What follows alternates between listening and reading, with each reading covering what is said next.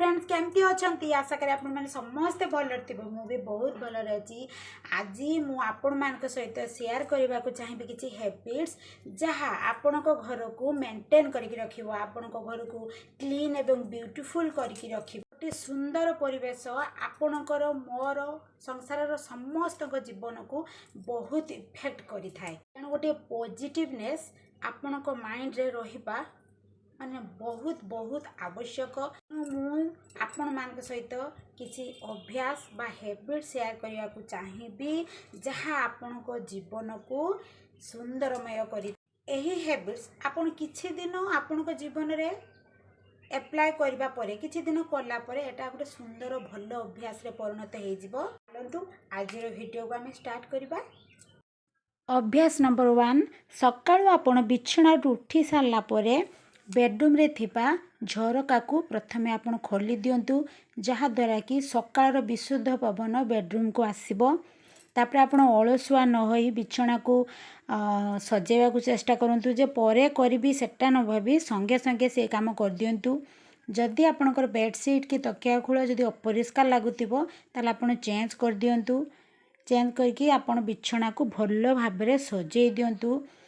Bedsheet बिछे सारला परे तकिया को ता जगह रखिदेबे।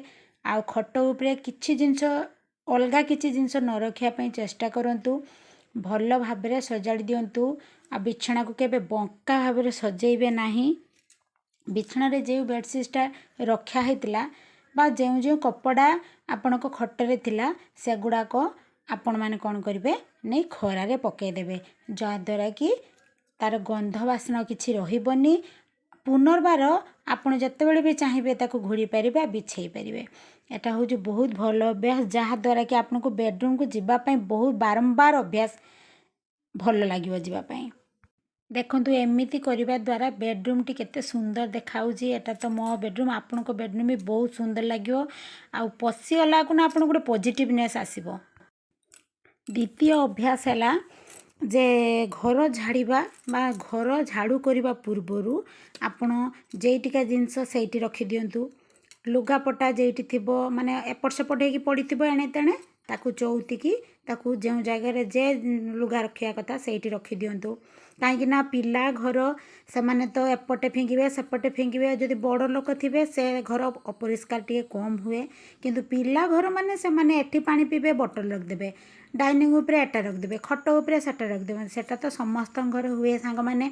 तेणु डाइनिंग टा को एमती सब बेले परिष्कार रखिबे। सब जिनस पत्र जेठी जहाँ जिनस रखिदेबे, कहीं ना राति रे प्रायतः समस्ते थाउ सकाळु करबा एटा रखिदेबा। मु भी करे आपण माने भी करथिबे।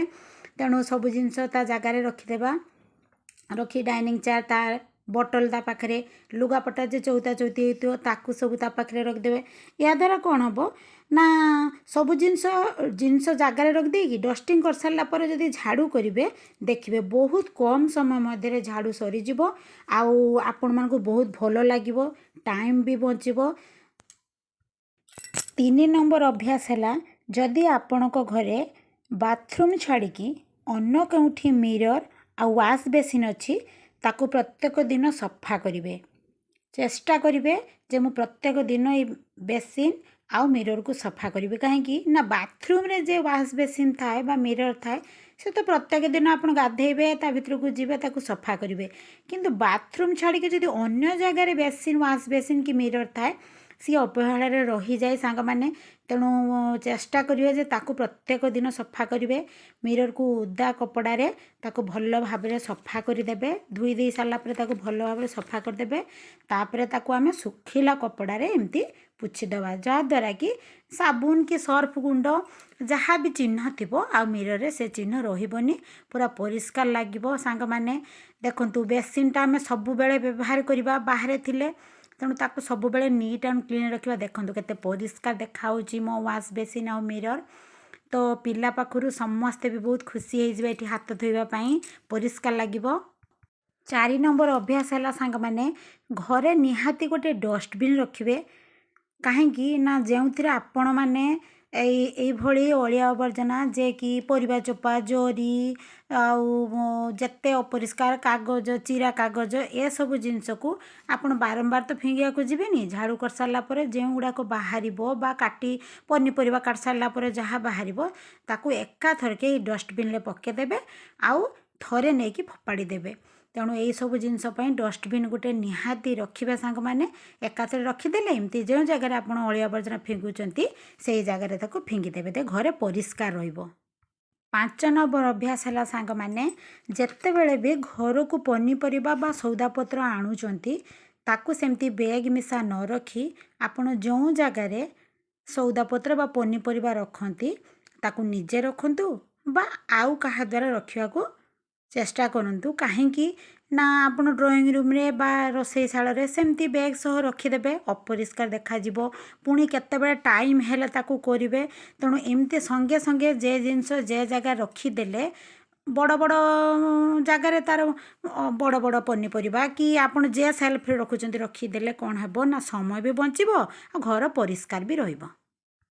6 ନମ୍ବର ଅଭ୍ୟାସ ହେଲା, ଯଦି ଆପଣ ଗ୍ୟାସ୍ରେ ରୋଷେଇ କରୁଛନ୍ତି ତାହେଲେ ସଙ୍ଗେ ସଙ୍ଗେ ରୋଷେଇ କରିସାରିଲା ପରେ ଗ୍ୟାସ୍କୁ ପରିଷ୍କାର କରିଦିଅନ୍ତୁ। ବା ଯଦି ଆପଣ ଚୁଲିରେ ରୋଷେଇ କରୁଛନ୍ତି ତାହେଲେ ରାନ୍ଧି ସାରିବା ପରେ ତାକୁ ଲିପି ଦିଅନ୍ତୁ। ଦେଖନ୍ତୁ ମୁଁ ଏଇଟା ଭିଡ଼ିଓ କରିବା ପାଇଁ ଏମିତିକା ଅପରିଷ୍କାର କରିକି ରଖିଥିଲି, ଏବେ ପରିଷ୍କାର କରିଲି ଆପଣମାନଙ୍କୁ ଦେଖାଇବା ପାଇଁ। ତ ଯେତିକି ଅପରିଷ୍କାର ଜିନିଷ ଥିଲା ତାକୁ ସବୁ ମୁଁ କାଢ଼ି ଦେଇଛି। ତାପରେ 5 ମିନିଟ୍ ପାଇଁ ମୁଁ ସର୍ଫ ଗୁଣ୍ଡ ପକାଇକି ତାକୁ ଟିକେ ବତୁରିବା ପାଇଁ, ତେଲ ଚିକଟା ଯାହା ଥିଲା ତାକୁ ବତୁରିବା ପାଇଁ ଛାଡ଼ି ଦେଇଥିଲି। ବର୍ତ୍ତମାନ କ'ଣ କରିବି ନା ତାକୁ ଗୋଟେ ଜାଲି ଆଣିକି ତାକୁ ଏମିତି ଘଷି ଘଷି ସଫା କରିଦେବି। ଘଷି ଘଷି ସଫା କରିସାରିଲା ପରେ ତାକୁ ଗୋଟେ ଓଦା କପଡ଼ା ନେଇକି, ବାଲ୍ଟିରେ ପାଣି ନେଇଛି, ଓଦା କପଡ଼ା ନେଇ ଏମିତି ସଫା କରିଦେଇଛି। ତେଣୁ ଆପଣମାନେ ବି ସାଙ୍ଗମାନେ ଗ୍ୟାସ୍ ଚିକଟା ଦୂର କରିବା ପାଇଁ ଆଗେ ସର୍ଫ ଗୁଣ୍ଡକୁ ଏମିତି ଗ୍ୟାସ୍ରେ ବତୁରି ଦିଅନ୍ତୁ। ତାପରେ କପଡ଼ା ଏମିତି ଓଦା କପଡ଼ା ଆଣିକି ଚାରିଆଡ଼େ ପୋଛି ଦିଅନ୍ତୁ। ଆଉ ଗ୍ୟାସ୍ ତଳଟାକୁ ନିଶ୍ଚିତ ସାଙ୍ଗମାନେ ପରିଷ୍କାର କରିବେ। ତା ସହିତ କାନ୍ଥ ଆଉ ବା ଯାହାର କାନ୍ଥ ଏମିତି ଥିବ ବା ଟାଇଲ୍ସ ଲାଗିଥିବ ତାକୁ ପରିଷ୍କାର କରିବେ ସାଙ୍ଗମାନେ। ତାପରେ ଗୋଟେ ଶୁଖିଲା କପଡ଼ାରେ ଆପଣମାନେ କ'ଣ କରିବେ ନା ତାକୁ ଗ୍ୟାସ୍ଟାକୁ ବା କାନ୍ଥକୁ ଭଲ ଭାବରେ ପୋଛିଦେବେ, ଯାହାଦ୍ୱାରା କି କୌଣସି ସର୍ଫ ଗୁଣ୍ଡ ଚିହ୍ନ ଏଠି ରହିବନି। ଆଉ ଏମିତି ପରିଷ୍କାର କରିକି ଗ୍ୟାସ୍ ରଖିଲେ କ'ଣ ହେବ ନା ଯିଏ ଯେତେବେଳେ ଚାହିଁଲେ ବି ରୋଷେଇ କରିତେ ଆପଣଙ୍କୁ ବାଧିବନି, ମନ ହେବ ଯେ ହଁ ମୁଁ ଯାଉଛି ସାଙ୍ଗେ ସାଙ୍ଗେ ରୋଷେଇ କରିଦେବି। ଦେଖନ୍ତୁ ଏମିତିକା ଅଭ୍ୟାସଟା ଆପଣ ନିହାତି ରଖିବେ, ଏଟା ନିହାତି ଆବଶ୍ୟକ ସମସ୍ତଙ୍କ ପାଇଁ। ତ ମୋର ଏଟା ତ ଛୋଟ ରୋଷେଇ ଘର, ବଡ଼ ହେଲେ ବି ଆପଣ ଏମିତି କରିବେ, ପରିଷ୍କାର ରହିଯିବ। ଆଉ ସଫାସୁତୁରା କରିକି ରଖନ୍ତୁ ରୋଷେଇ ଘର, ଲକ୍ଷ୍ମୀ ଆସିବେ ସାଙ୍ଗମାନେ। 7 ନମ୍ବର ଅଭ୍ୟାସ ହେଲା ସାଙ୍ଗମାନେ, ସମସ୍ତଙ୍କର ପ୍ରତ୍ୟେକ ଦିନ ଲୁଗା କଚା ହେଉଛି। ତେଣୁ ଶୁଖିଗଲା ପରେ ସବୁ ଲୁଗାକୁ ଟେକିକି ସମସ୍ତେ ସ୍ତ୍ରୀ ଲୋକ କ'ଣ କରନ୍ତି ନା ଏମିତି ଆଣିକି ରଖିଦିଅନ୍ତି। କାହାକୁ ଟାଇମ୍ ହୁଏ ଚଉତେ ତ କାହାକୁ ଟାଇମ୍ ହୁଏନି, ସେମିତି ରଖିଦିଏ। ମୁଁ ବି ଏମିତି ବେଳେ ଅଧେ କରେ, କିନ୍ତୁ ସେ ଭୁଲ କରିବାନି ସାଙ୍ଗମାନେ। ଏଟା ଗୋଟେ ଭଲ ଅଭ୍ୟାସ। କ'ଣ କରିବା, ତାକୁ ଲୁଗାକୁ ଆମେ ଟେକି ଆଣିବା ସଙ୍ଗେ ସଙ୍ଗେ ତାକୁ ସାଙ୍ଗେ ସାଙ୍ଗେ ଏମିତି ଫୋଲ୍ଡିଂ କରିଦେବା। ପୁଅର ଝିଅର କି ଆପଣଙ୍କର କି ସ୍ୱାମୀଙ୍କର ଶାଶୁ ଶ୍ୱଶୁରଙ୍କର ସମସ୍ତଙ୍କର ଲୁଗା ଅଲଗା ଅଲଗା ଚଉତି ଦେଲେ, ଚଉତିକି ବା ଫୋଲ୍ଡିଂ କରିକି ତାକୁ ରଖିଦେଲେ କ'ଣ ହେବ ନା ତାକୁ ଆମେ ତା ଜାଗାରେ ନେଇକି ରଖିଦେବା। ଆଉ କେଉଁଠି ଲୁଗା ଏତେ ଗେଞ୍ଜିକି କି ତାକୁ ଗଦା କରିକି ରଖିବାକୁ ଆବଶ୍ୟକ ପଡ଼ିବ ନାହିଁ। 8 ନମ୍ବର ଅଭ୍ୟାସ ହେଲା, ଯଦି ଆପଣଙ୍କ ଘରେ ପାଠପଢ଼ା ପିଲା ଥିବେ, ଯେମିତି ମୋ ଘରେ ଅଛନ୍ତି, ଦେଖିବେ ସେମାନଙ୍କର ଅଭ୍ୟାସ ହେଲା ବହିପତ୍ରକୁ ସେମାନେ ଏଠି ସେଠି ଏଣେ ତେଣେ ପକାଇବେ। ଆଉ ଏଠି ପେନସିଲ୍ ସେଠି ରବର ସେଠି ସବୁ ପକାଇବେ। ତେଣୁ ଆପଣ କ'ଣ କରିବେ, ଆପଣ କରନ୍ତୁ ବା ପିଲାମାନଙ୍କ ଦ୍ୱାରା ସେଗୁଡ଼ାକୁ ସଜେଇବାକୁ ଚେଷ୍ଟା କରନ୍ତୁ। ଆଉ ତାଙ୍କୁ କୁହନ୍ତୁ ଯେ ବହିପତ୍ର ସଜେଇକି ତାଙ୍କ ନିଜ ଜାଗାରେ ରଖିଦିଅନ୍ତୁ। ଯାହାଦ୍ୱାରା କ'ଣ ହେବ ନା ଘର ତ ସୁନ୍ଦର ଲାଗିବ, ତା ସହିତ ପିଲାମାନଙ୍କର ଗୋଟେ ଭଲ ଅଭ୍ୟାସ ରହିବ। କ'ଣ ନା ମୁଁ ଏପଟେ ସେପଟେ ବହି ରଖିଥିଲି ବି ବୋଲି ମାମା ମୋତେ ଆଜି ସଜେଇବାକୁ କହିଲା କି ମୁଁ ହିଁ ତ କରିବି, ଏବେ କାହିଁକି କରିବିନି, ସେତେବେଳେ କାହିଁକି କରିବି। ତେଣୁ ସବୁଠୁ ବେଷ୍ଟ ହେବ ଟିକେ ପିଲାମାନଙ୍କୁ କହିବେ ଯେ ବହି ସଜେଇବେ, ଜୋମେଟ୍ରି ବକ୍ସ ପେନସିଲ୍ ରବର ଠିକ୍ ଜାଗାରେ ରଖିବେ, ଯାହାଦ୍ୱାରା କି ସେମାନଙ୍କର ଗୋଟେ ଭଲ ଅଭ୍ୟାସ ହେବ।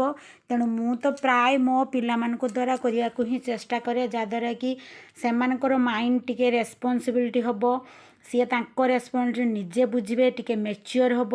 ଏଇଆ ହିଁ ମୁଁ କରେ। ଅଭ୍ୟାସ ନମ୍ବର 9 ହେଲା, ଯେ ଆପଣ ଯେତେ ବି ସକାଳୁ ଖରକିଥାନ୍ତୁ, ସକାଳୁ 10ଟା ବେଳେ ଖରକିଥାନ୍ତୁ ବା ଝାଡ଼ୁ ମାରନ୍ତୁ, କିନ୍ତୁ 4ଟା ବେଳେ ନିଶ୍ଚିତ ଭାବରେ ଝାଡ଼ୁ ମାରିବେ। କାହିଁକି ନା ଆମେ ପିଲାଟି ଦିନରୁ ଦେଖି ଆସୁଛୁ ଯେ ଓଡ଼ିଆ ପରମ୍ପରାରେ ଆମେ ସନ୍ଧ୍ୟା ଦେବା ଆଗରୁ ଘରକୁ ନିଶ୍ଚିତ ଝାଡ଼ୁ ମାରିବା। ତେଣୁ ଏ ଅଭ୍ୟାସଟି ତ ସମସ୍ତଙ୍କର ଥିବ ଆଉ ରଖିବା ବି ଉଚିତ। ତେଣୁ ଏଟା ମୁଁ କରେ, ଭାବିଲି ଆପଣମାନଙ୍କ ସହିତ ସେୟାର କରିଦେବି। ତ ଦିନ ସାରାରେ ଅତ୍ୟନ୍ତ 3 ଥର ଝାଡ଼ୁ ମାରିବେ, ଯାହାଦ୍ୱାରା କି ଘର ପୁରା ପରିଷ୍କାର ପରିଚ୍ଛନ୍ନ ରହିବ। ଆପଣଙ୍କୁ ଦେଖିବା ପାଇଁ ବି ଭଲ ଲାଗିବ, ରହିବା ପାଇଁ ବି ଭଲ ଲାଗିବ। 10 ନମ୍ବର ଅଭ୍ୟାସଟି ହେଲା ସାଙ୍ଗମାନେ, ଯେଉଁଟାକି ଆପଣମାନେ ଦେଖିଲେ ହସିବେ, କୋ ଏଟା ଗୋଟେ କ'ଣ ଅଭ୍ୟାସ ମୋତେ ଆମକୁ ଦେଖାଉଛି। ଏ ଅଭ୍ୟାସଟା ମୁଁ କରେ, ଆପଣମାନେ ବି କରନ୍ତି, ଆଉ ଯେଉଁମାନେ ବି କରୁନାହାନ୍ତି ସେଇମାନେ ବି କରନ୍ତୁ। ସେଇଥିପାଇଁ ମୁଁ ଏଟା ଆପଣମାନଙ୍କ ସହିତ ସେୟାର କଲି। ଏଟା ସମସ୍ତଙ୍କ ଘରେ ଆବଶ୍ୟକ। ଯେତେ ପଲିଥିନ୍ ଆସିଥାଏ ମୋ ଘରକୁ, ମୁଁ କ'ଣ କରେ, ସବୁ ପଲିଥିନ୍କୁ ଏମିତି ବକ୍ସରେ ବଡ଼ ବଡ଼ ପଲିଥିନ୍ ରଖେ। ଆଉ ଯାହା ଛୋଟ ଛୋଟ ଯାହା ସେଠି ରହେନି, ମୁଁ ଗୋଟେ ବ୍ୟାଗ୍ରେ ପୂରେଇକି ତାକୁ ରଖିଥାଏ। ପ୍ରାୟ ସ୍ତ୍ରୀ ଲୋକମାନେ ଘରରେ ଏମିତି କରନ୍ତି। କାହିଁକି ନା କାହାକୁ କିଛି ଦେବାକୁ ହେଲେ ବା କେହି ବନ୍ଧୁବର୍ଗକୁ କୁଣିଆ ଆସିଲେ ଆମେ କିଛି ଜିନିଷ ଧର ଘରକୁ ନେଲେ, ପଲିଥିନ୍ ସାଙ୍ଗେ ସାଙ୍ଗେ କ'ଣ କିଣିକି ରଖିବା ବା କେଉଁଠୁ ଆଣିବା, ଘରେ ଥିଲେ ଆମେ ସାଙ୍ଗେ ସାଙ୍ଗେ କାଢ଼ିଦେବା। ଏଟା ସବୁ ସ୍ତ୍ରୀ ଲୋକ ଏକମତ ହେବେ ମୋ ସହିତ। ତେଣୁ ଏଇ ଅଭ୍ୟାସଟା ଯାହାର ନାହିଁ ସେ ଅଭ୍ୟାସଟା କରନ୍ତୁ, ଦେଖିବେ ଦରକାର ବେଳେ ଆପଣଙ୍କୁ ନିହାତି ଏଟା କାମରେ ଆସିବ।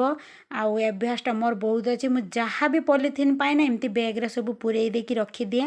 ଆପଣମାନେ ରଖନ୍ତୁ, ଏଇ ଅଭ୍ୟାସଟା କରନ୍ତୁ, ଦେଖିବେ ଲାଭରେ ରହିବେ ସାଙ୍ଗମାନେ। ଆଉ ପୂରେଇ ସାରିଲା ପରେ ଜରିରେ ବା ବ୍ୟାଗ୍ରେ ତାକୁ ସାଇଡ଼୍ରେ ବା ଗୋଟେ କାନ୍ଥ କଣ୍ଟାରେ ଏମିତି ଟାଙ୍ଗି ଦିଅନ୍ତୁ। ସେ ତାର ସେଫ୍ ହେଇକି ରହିଲା, ଘର ବି କେବେ ଅପରିଷ୍କାର ଦେଖାଯିବନି। ସାଙ୍ଗମାନେ ଏଇ ଟାଇପ୍ରେ ମୁଁ ସବୁଦିନେ ଏଇ ଟାଇପ୍ର ହିଁ କରେ। ଆଉ ଏମିତି କରିବା ଦ୍ୱାରା କ'ଣ ହୁଏ, ମୋର ବି ସମୟ ବଞ୍ଚେ। ଆପଣମାନେ ତ ଦେଖୁଛନ୍ତି ଗାଁରେ ମୋ ଘର, ଆଉ ଶାଶୁ ଶ୍ୱଶୁର ପିଲା 2ଟା, ସ୍ୱାମୀ, ମୁଁ ଘର ଚଳେଇ, 2 ତାଲା ଘର, ପୁଣି ଘର ଚଳେଇ, ତା ଭିତରେ ବି ମୁଁ ୟୁଟ୍ୟୁବ୍ କରିପାରୁଛି। ତେଣୁ ମୋର ଏଇ ଟାଇପ୍ର ମୋର ସବୁଦିନ କାମ। ମୁଁ ଭାବିଲି ମୁଁ ତ ଏଭଳି କରିକି ତ ଏକ୍ସଟ୍ରା ଟାଇମ୍ କିଛି କାଢ଼ିପାରୁଛି। ତେଣୁ ଆପଣମାନଙ୍କ ସହିତ ସେୟାର କଲି। ଯଦି ମୋ ବ୍ଲଗ୍ ଆପଣଙ୍କୁ ଭଲ ଲାଗୁଥିବ ତାହେଲେ ମୋତେ କମେଣ୍ଟ କରିକି କହିବେ ସାଙ୍ଗମାନେ। ଆଉ ଯଦି କିଛି ମୋଠୁ ଭଲ ଆପଣ ଜାଣିଛନ୍ତି ମୋତେ କହିବେ।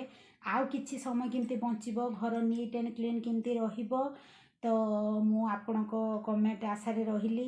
ମୋର ବି ଆପଣମାନଙ୍କଠୁ ବହୁତ କିଛି ଶିଖିବାର ଅଛି। ମୁଁ ବହୁତ କିଛି ଶିଖେ ସାଙ୍ଗମାନେ, ଛୋଟ ପିଲାଠାରୁ ହେଇ ବଡ଼ ଲୋକ ପର୍ଯ୍ୟନ୍ତ। ମୁଁ ଭାବେ ଯେ ଏଇ କାମଟା କେମିତି ହେଲା, ଏଟା କେମିତି ହେଲା, ଏମିତି କଲେ ଭଲ ହେବ କି, ମୁଁ ଏଇଟା କରିଛି ଖରାପ ହେଲା କି। ତେଣୁ ମୁଁ ବି ଚାହେଁ ଆପଣମାନେ କମେଣ୍ଟ କରି ମୋତେ କହିବେ। ତାହେଲେ ଆଜି ପାଇଁ ମୋର ବ୍ଲଗ୍ ଏତିକି। Ta-ta, bye bye.